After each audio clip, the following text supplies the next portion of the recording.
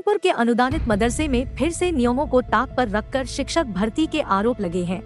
नई सड़क स्थित मदरसा एहसानुल मदारिस कदीम का मामला IGRS शिकायत करके कैंडिडेट ने मदरसा प्रबंधन और DMO पर नियम कानून को दरकिनार करने के आरोप लगाए। मदरसे के प्रबंधन और पिछली भर्तियों में भारी अनियमितताओं और सरकारी धन के दुरुपयोग पर शासन प्रशासन से NIA जांच की मांग भी की जा चुकी है।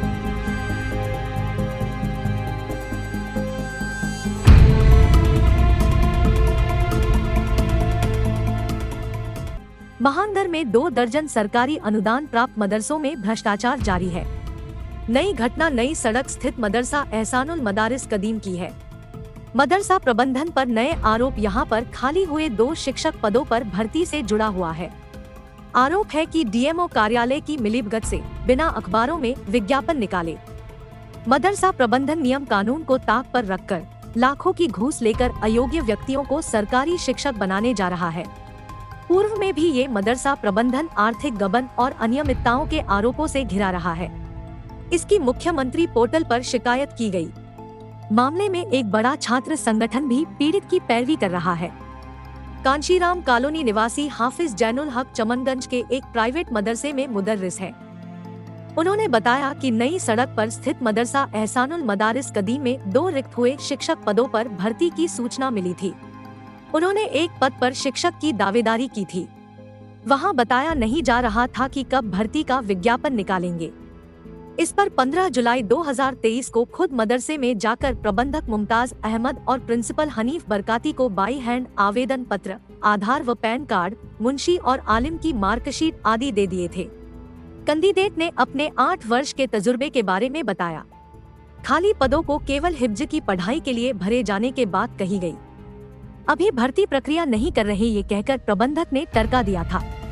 मंडल और जिला स्तर के प्रचलित अखबारों में नियमानुसार विज्ञापन निकालेंगे तब आकर मिलना। फिर कुछ महीने बाद एक सूचना पर मदरसे को 23 अगस्त को बाई पोस्ट फिर से आवेदन भेजा।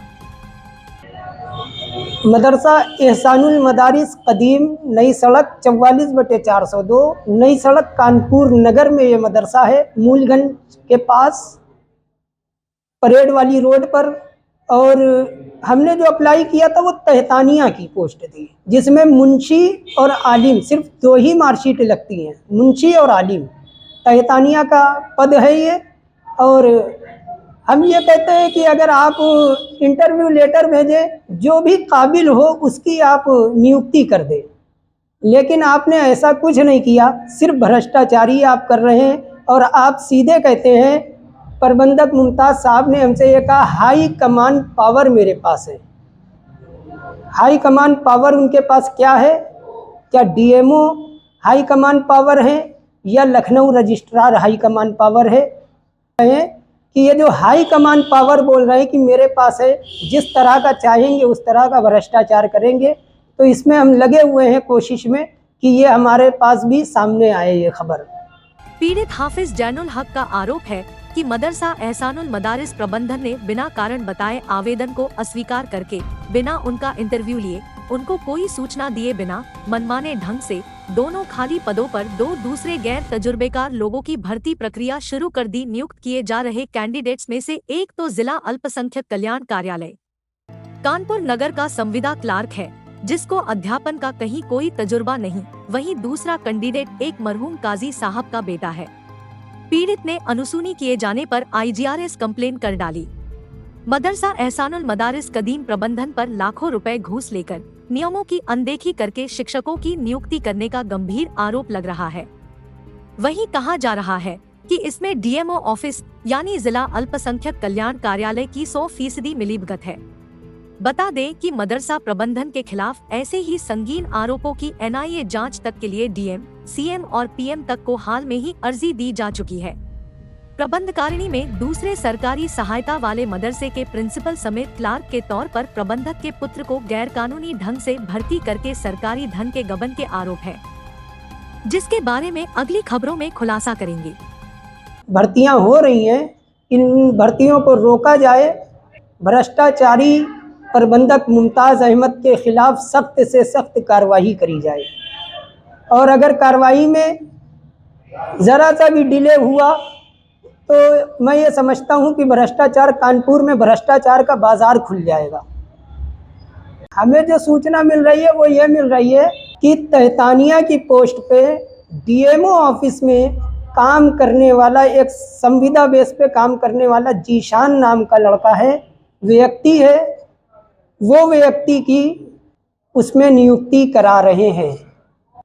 अगर ये बात कहते हैं कि इंटरव्यू लेटर हमने नहीं भेजा है, इन्होंने बाई हैंड दिया, तो जितने भी उस टाइम के पोस्ट द्वारा आए हैं वो दिखाए जाएं। एहसान मुमताज़ साहब इसमें इनलीगल तौर पे क्लर्क की पोस्ट पे हैं। दूसरी चीज़, एहसान मुमताज़ के जो ससुर हैं अब्दुल हफीज़ साहब उर्फ शहजादे, ये मेंबर हैं और जनरल सेक्रेटरी तो प्रबंधक मुमताज़ साहब ही हैं, ये दो संभाले हुए हैं। Joint general secretary Moiz Mumtaz साहब हैं, इनके जो पुत्र हैं, और आसिफ अलवी साहब हैं, ये इनके भांजे हैं। इजहार हाशमी साहब हैं, इजहार हाशमी, ये इनके दामाद हैं। मतलब एक ही घर के 4-5 लोग कि कैसे जो है एक ही एनजीओ में हो सकते हैं।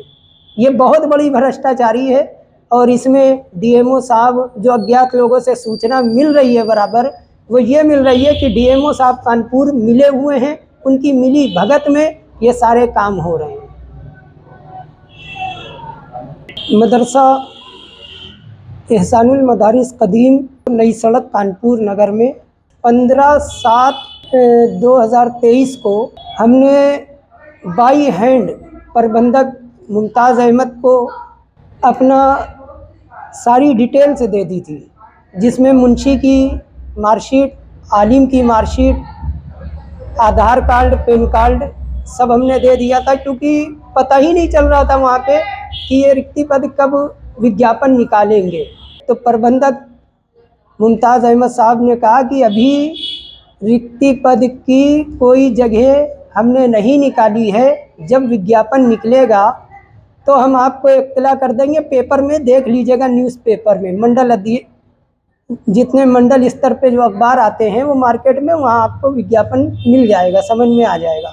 तो फिर हमने बाई पोस्ट किया 23 तारीख को, 23/8 को हमने वो पोस्ट किया, वो दिखाई जाए कि बाई पोस्ट हमने इतने किए थे और इसमें हम ये कर रहे हैं। लेकिन और इन्होंने इंटरव्यू लेटर हमको नहीं भेजा, इंटरव्यू के लिए हमें नहीं बुलाया, और अपने बेटे एहसान मुमताज़ को क्लर्क की पोस्ट दे रखा है।